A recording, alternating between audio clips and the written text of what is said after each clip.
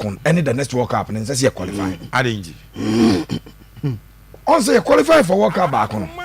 And will be a referee say born nine will be a referee call Afcon 2021. You could be anonymous because you qualify for World Cup. And I kept a quiet meeting or say, "Oh, qualify for World Cup." It said you call heaven because and only will be any swadi. Yes. It's for him under his leadership. Ghana ya achieve any swadi. And I'm saying there be antisa, It now World Cup near because it's there maybe. But go and check how when you break to Tony say the Italian Syriano they want to get it back to baby and war. Go and check the amount of money involved in the Italian Syria per year. Go and check the football ecosystem. A war on my anything a day illy. Na check here sikadodo a ewo ho. Enti no question from Japan say you qualify for Afcon we are. The problems we have buried. Say me cause social media so say come the chair of enti Niger lead Sudan by 3-0 after 45 minutes na ba. Yes, Mbubusa Raf at the Croatia because who curtain go for apparachis na ba kuna or the Ghana flag at home everybody does. They danger me as say den. Say because Niger say Niger but if we qualify for the Afcon a disaster for us because nobody will be interested to solve our problem again. Me ensure say central government no when we fail to qualify for Afcon World Cup now about you my so say there's something wrong after there my enter table ho ni enhwe ni solution to at the corner wrong na yes the normal norm is that oh you are qualified for Afcon, you are qualified for World Cup, the rest is nobody's business. And I am not enthused about say will be 4 will be 100 yeah remember Blasters landed safely and Henry Reporter or the buyer call for performance to say or call for support and Goncalves and so HMO say Ghana yeah bad teams are kesiye wo football wa Africa ha but sina omo bepese say teams the back Angola ashe oh so odi ka ashe wo baba yara ejiwe o kan yenyu e na papa no but the confidence no was through sa park fun na ye de ni gina so wo Kumasi stadium no me sure so that obi ukurase mo be kan twa to no because here boy you say they want to beat Ghana on a better pitch. Senka will bet my forget because obi anim say 11th November stadium no pitch in here. Yeah. Or see they want to play good football and beat Ghana on a better pitch. Some Papa Sports Stadium now. And ni paka chairs are ready. Near them conform ko jina so mko boss adan. Akwa ni rem vida Pedro Goncalves ni rem vida. Nto se china obeso boy wo better pitch so. No say e better pitch so. Now you can't take anything away from him. You can't say he's disrespecting us. The only thing you can say is because of baby I be drew.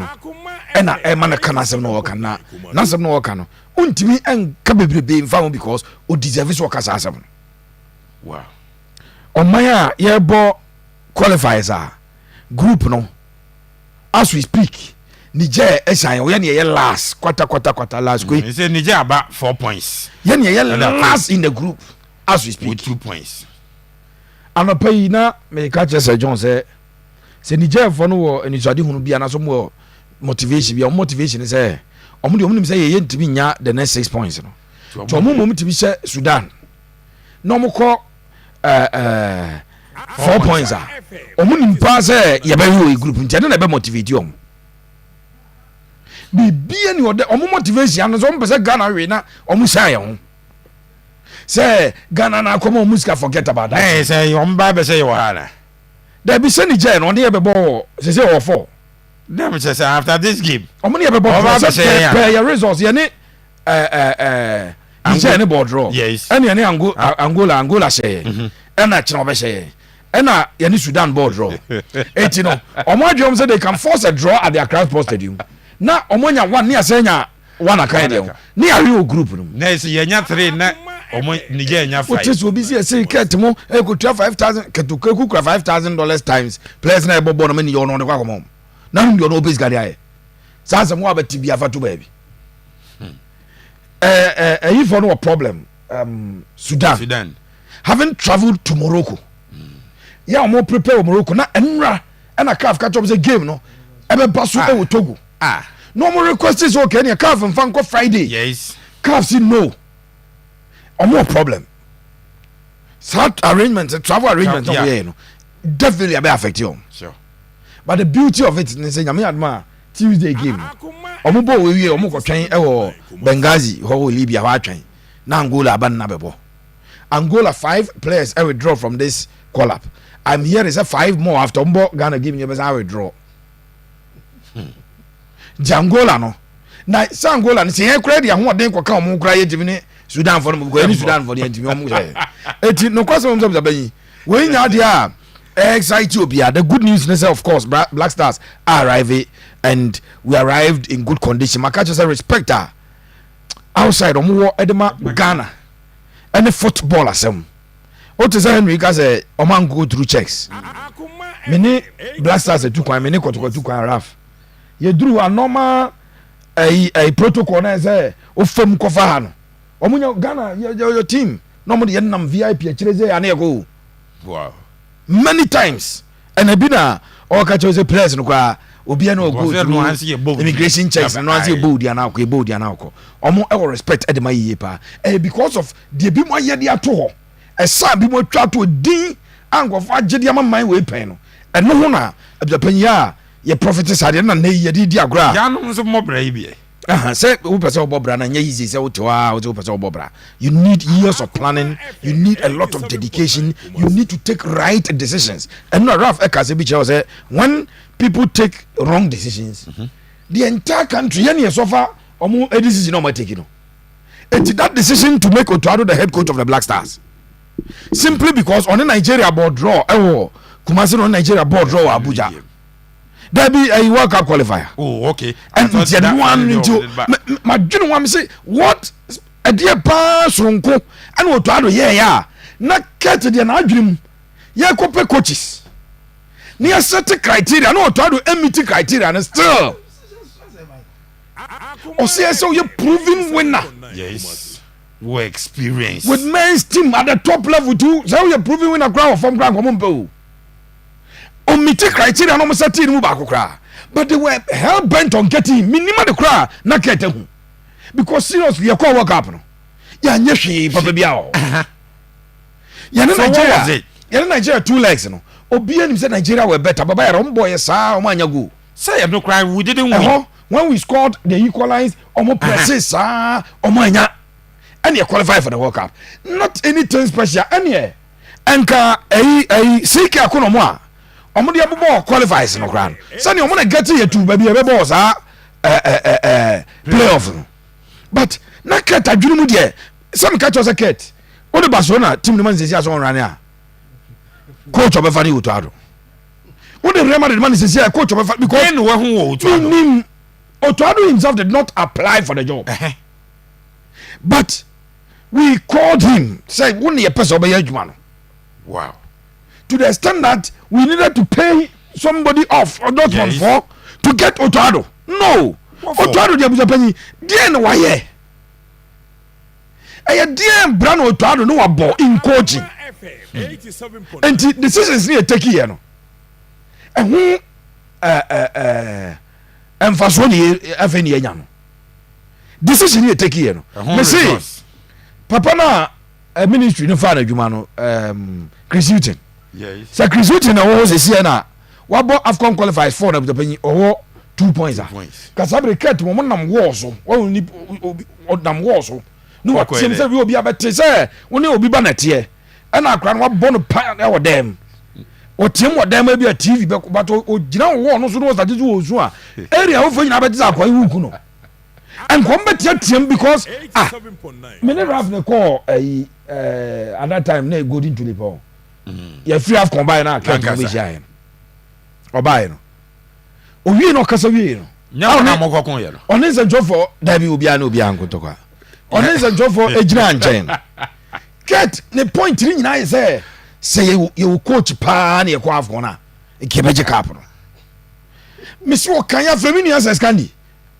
na me catch so panyi me no nya dwe no atwe scan di mo mo etie no kakra na me say we na wo kare a wo boa o wo no nkasa wo ntwa number wan kasa president wo mo number but wo de ye blame ni nyina okay etu de coach no wa coach o EP anum da no wa sa say the boy Afcon yi omo de blame ni nyina de ko say now kai say later my report after game 1 e wa Afcon say some people within the FA were happy say ministry so much money so yeah so much money so yeah ni para chincha yan fa so much money so people within the FA no mo okay say results ni nkoye emfa mai etabso panyi no kwasema wo me say ket mo ane empanyi for mo no based on musuba inti and the fact that we are not ready to learn yes how they are Afcon 2021 in fact 2019 should have served as a lesson 2021 as a lesson 2023 about 2024 as a lesson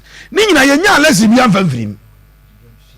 So the next thing is that it is better we don't even qualify so that they can learn something out of it. Or now be or tinche and they be papa be ever be room said be yenye ni say yes sorry be yes yakolande bibia okay utie from Pomanson or see my coach no all the support I will be here the question say from Pomanson and kasa dimpa say asem no kan im free na komam